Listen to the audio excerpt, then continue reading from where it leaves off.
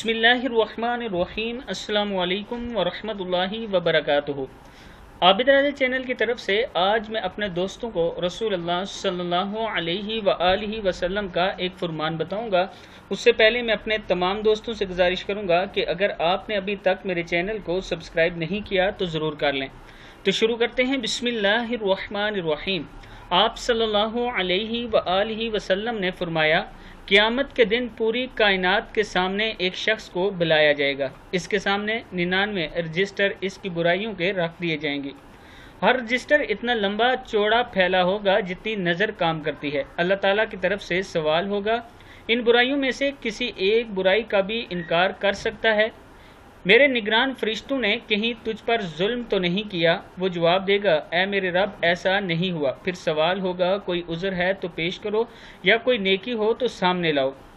بندہ ڈرتے ڈرتے جواب دے گا، یا رب کوئی عذر بھی نہیں اور کوئی نیکی بھی نہیں۔ اللہ تعالیٰ فرمائیں گے، تیری ایک نیکی ہمارے پاس محفوظ ہے، یاد رکھ آج تجھ پر ظلم نہیں کیا جائے گا۔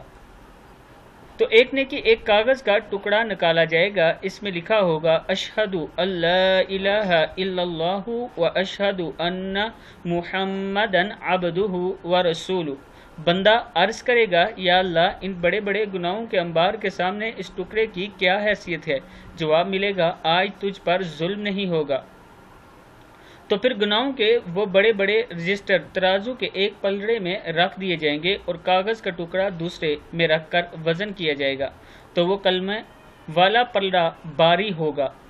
ترمذی کی حدیث ہے، کتاب کا حوالہ یہ ترمذی 2850 نمبر ہے، مسند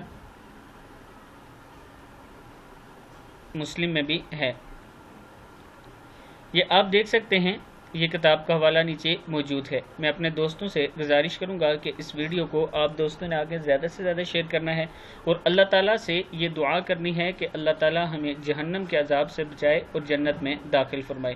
السلام علیکم ورحمۃ اللہ وبرکاتہ۔